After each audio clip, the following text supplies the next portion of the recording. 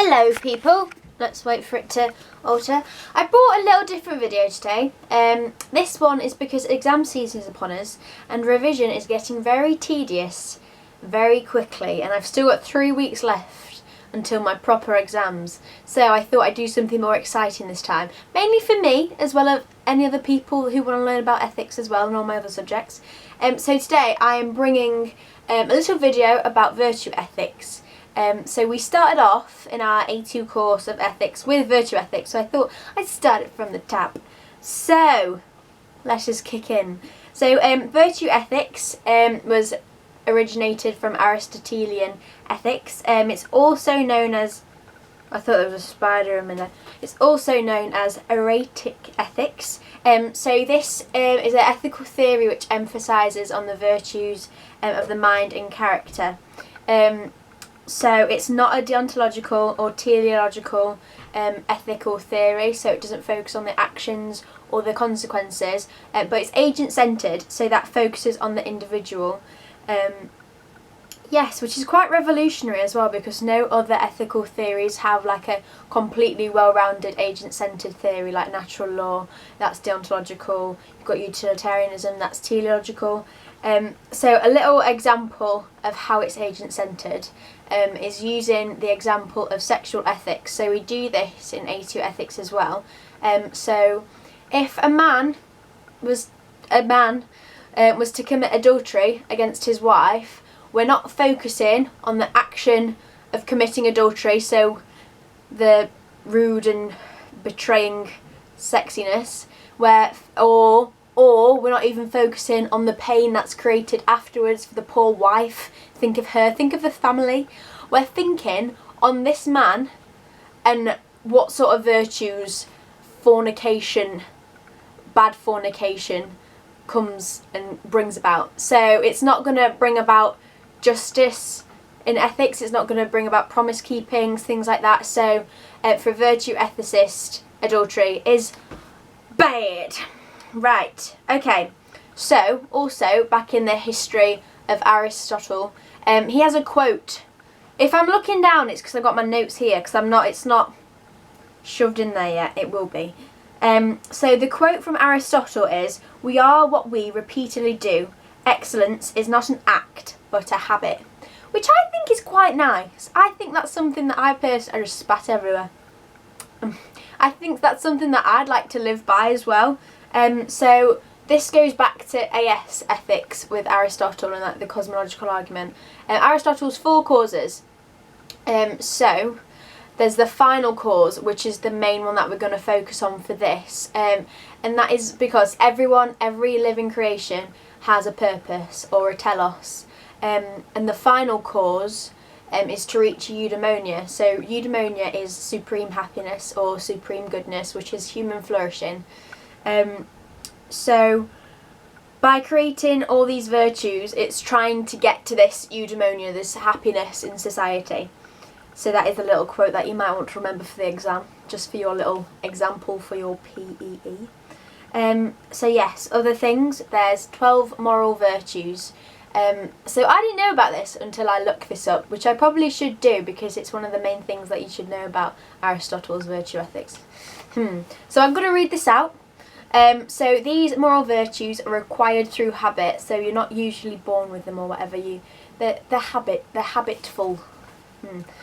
So things like temperaments, courage, and then also Aristotle goes on to speak about the golden mean. So this is what I call doctrine of the golden mean. It's not what I call it, the example calls it that. So that this virtue, this golden mean, what you want, it's in the middle. So you've got 2 different vices either side, and these vices are like complete extremes of this beautiful virtue in the middle. I'm really scared I'm going to say virgin accidentally. I don't know why I would, but like this beautiful virgin in the middle. I don't know why, I've got adultery on my mind. So 2 excesses. So you've got the excess of excess. So you've got the vice of excess. My mum's just contributed to that. So you've got the Vice of excess. So in the case of a virtue like courage, the excess vice would be rashness. Your other vice is the vice of deficiency. So if you're lacking some courage, it's like the extreme of not being courageous. Courageful. It's you're a coward, and we're trying to get to this beautiful golden mean. Think of it like a delicious apple that you just want to chew and swallow, not just chew. Right, okay, so the next thing, virtues are learnt through a teacher. So this is another sort of aspect that Aristotle speaks about.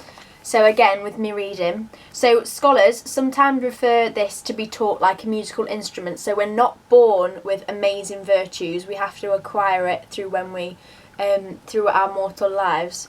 So once you have a talent, or once you have a virtue, you can enjoy it and you can see the society flourish. So once you've been taught how to play the guitar, you can enjoy it. You can do beautiful songs. You can serenade men with not boomboxes but guitars, and you can enjoy it. So similar to once you've been taught how to be a virtuous person, you can enjoy society. You can live happily, live fruitfully. So we're not all born being virtuous, but we all have the potential to be. But my mama, cameo from my mama G. Whoop whoop. So only 2 types of people can accomplish being completely virtuous, and this is a gentleman and a philosopher. So what? I'm guessing what sort of women then? I know, well I was about to explain that, mother. So gentlemen, I'm guessing just in the society that it was back then, men are seen to be like whoo, and women are not so much. So it's a gentleman. We can have a gentle lady.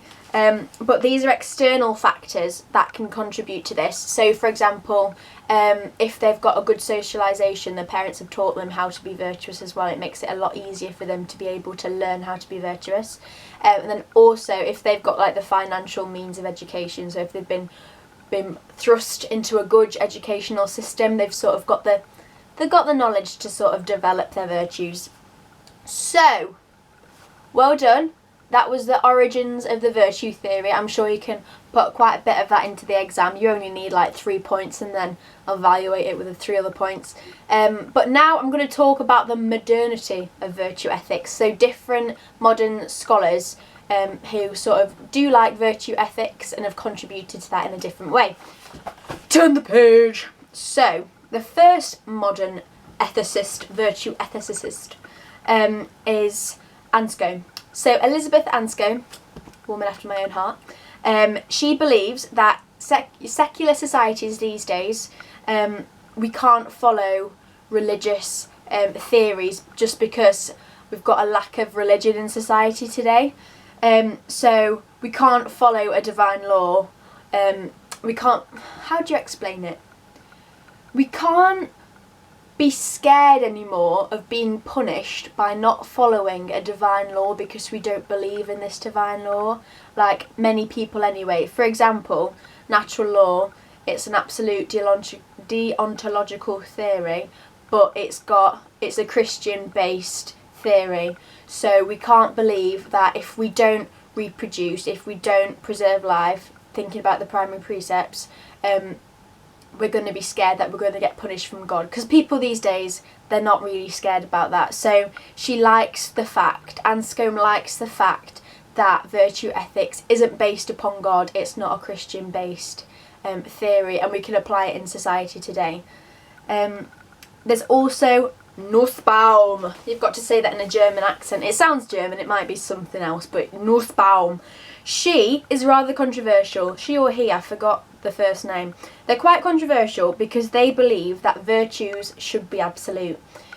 So let's explain this further. So it has got a parallel with the Decalogue. So in Exodus, in the Bible, there's the 10 Commandments, otherwise known as the Decalogue, which is like thou shalt not murder, thou shalt not steal, thou shalt not covet, getting my Christian knowledge into there.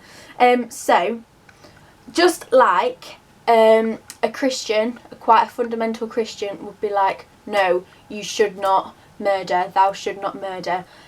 Nussbaum is basically saying we need to treat virtues just like this as well. So thou must not be a coward. So if the virtue is courage, you must not be a coward. If the virtue is... If the virtue is you want to be a decent weight, thou must not stuff their face with chocolate. Yeah, that applies to me. So, McIntyre, this is another dude that you want to bring in. Not the comedian. I was about to say Michael McIntyre. Don't say that. McIntyre, another man. He believes that context is important. So talking about Nussbaum, we can't set hard rules. And it's hard to apply ancient rules within modern society. So not necessarily just what Nussbaum was talking about with the absolute things, but just things in general, like natural law again. We can't set hard principles into society because there's always a shift of thinking. So way before Aristotle, there were other virtues that they'd consider important. However, when Aristotle was there, he was thinking the virtue of friendship was top notch. So there's just a shift of thinking in society these days. For example, now we might think money's a great thing. Back then it could be more about family orientation. That's not a virtue, that's just an example of the shift in times. So McIntyre also shift my mobility. There's two goods. So there's an internal good and there's an external good. Usually the opposite of internal is external, so they're the two different types of goods. So, for example, an internal good, so if a lady comes in to Oxfam and gives a lot of money to the charity, the internal good of that would be intrinsically providing the charity with money. What a beautiful thing for this woman to do.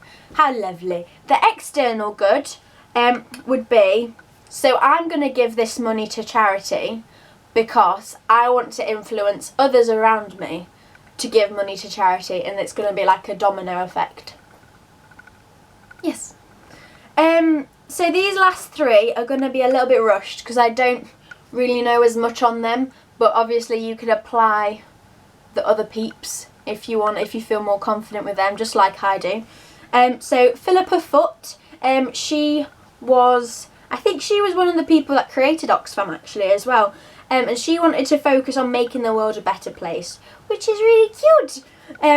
So you shouldn't just help the individual, but you should help society as a whole. And obviously virtue ethics is a beautiful sort of thing. It is agent-centred, but it's going to be like a ricochet effect. Like everyone should aim to have these amazing virtues. Right, so Sloped also talks about eudaimonia equals well-being. So, and that's necessary for humans to flourish. Well-being of humanity. They want to be happy. They want to have a flourishing society. Not too sure about that, dude, but I'll probably read more on that when it gets close to the exam. Don't worry about me. Don't worry. I'll get there. And then there's also Franklin, who was a utilitarian, but he also contributed to virtue ethics. So he believed virtue ethics might be a little bit more so up there than utilitarianism, because you need certain virtues for utilitarianism. So yeah, just it's important to know the idea of virtue ethics in order to understand what to do in a utilitarian aspect. Yeah! Okay, that was like a crash course on virtue ethics. I hope you liked it. I hope some of that went in your noggin. And I shall be back for more to help everyone out, and mostly myself, so I don't fail. Bye!